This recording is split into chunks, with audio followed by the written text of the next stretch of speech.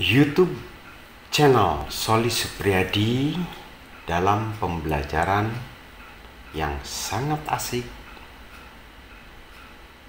Saat ini kami akan mempelajari belajar bersama dengan materi Scyphozoa dan Anthozoa.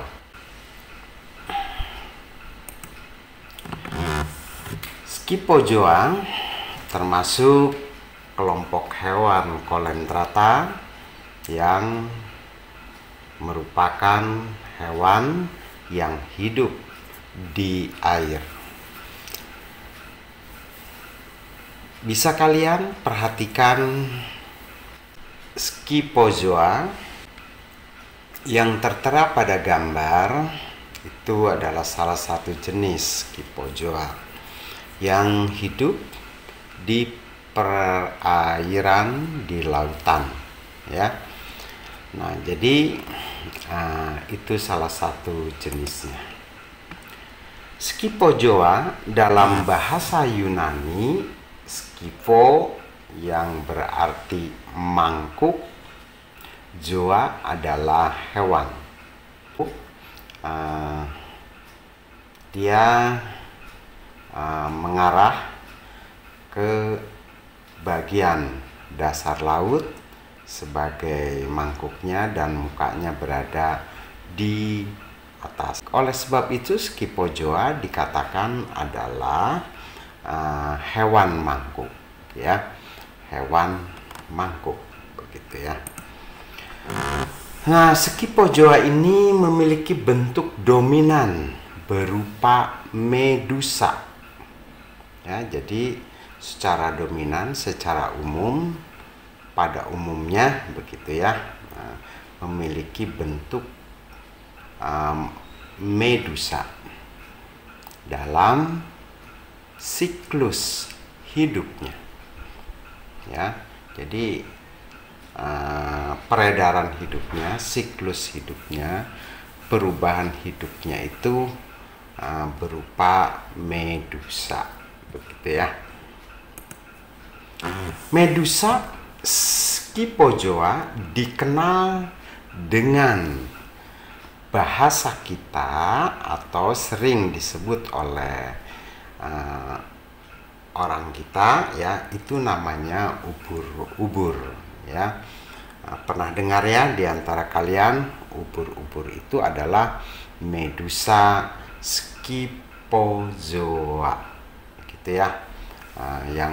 Yang biasanya hidup di perairan di lautan, ya. Jadi kalau kalian pernah main-main dengan kapal ikan, ya, di pantai, belum terlalu jauh dari pantai, biasanya kita akan menemukan jenis hewan laut adalah ubur-ubur, gitu ya.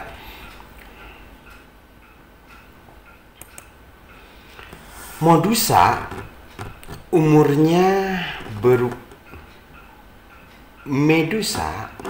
umumnya berukuran antara 2 sampai 40 cm.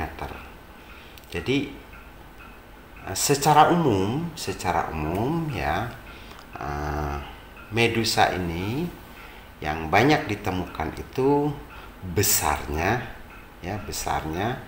itu antara 2 sampai 40 cm, begitu ya. Jadi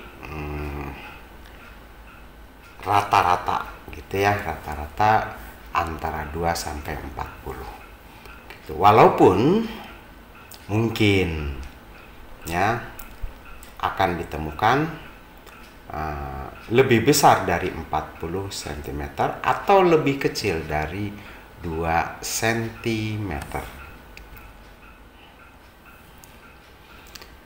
Reproduksi pada medusa dilakukan secara aseksual, juga dilakukan secara seksual. Jadi ada melalui aseksual, ada juga yang melalui seksual. Itu reproduksi pada medusa. Polip yang berukuran kecil, jadi polip yang berukuran kecil menghasilkan medusa secara aseksual. Sekali lagi, polip yang berukuran kecil-kecil atau yang kecil-kecil gitulah ya. Jadi polip yang kecil-kecil itu akan menghasilkan medusa secara aseksual gitu ya, secara aseksual. Contoh, Scyphozoa adalah cyanea dan Chrysaora protestan. Nah, itu jenisnya ya, jenis dari hewan tersebut. Nah, selanjutnya setelah kita mempelajari Sporozoa, maka kita pelajari adalah Anthozoa. Setelah kita mempelajari Scyphozoa, nah, selanjutnya yang akan kita bahas adalah Anthozoa. Anthozoa ini ya sama dengan Scyphozoa ya. Jadi sejenis gitu ya. Nah, hewan ini ya, Anthozoa ini kalau kita artikan berasal dari kata anthos, yaitu bunga. Zoon adalah binatang. Jadi kalau kita artikan binatang seperti bunga atau binatang berbunga gitu ya. Nah, itu Anthozoa ya. Anthozoa berarti hewan yang bentuknya seperti bunga ya. Jadi bentuknya seperti bunga. Perhatikan pada gambar ya. Nah, jadi seakan-akan seperti bunga begitu. Padahal itu binatang ya, binatang. Maka juga ada yang menyebutnya adalah hewan bunga ya. Jadi ada yang menyebut itu adalah hewan bunga. Anthozoa dalam daur hidupnya hanya mempunyai polip. Jadi pada peredaran hidupnya, jadi perkembangan hidupnya itu hanya memiliki polip begitu ya.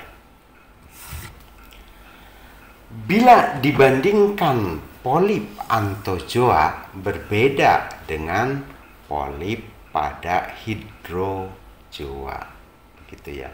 Jadi Anthozoa dengan Hydrozoa polipnya itu adalah berbeda begitu ya. Nah, itulah pembelajaran IPA saat ini. Semoga kalian bisa memahami ya, bisa mengerti, dan jangan lupa ya subscribe juga loncengnya supaya kami tetap mampu mengunjungi kalian dalam channel Soli Supriyadi. Terima kasih banyak yang telah mengunjungi channel Soli Supriyadi.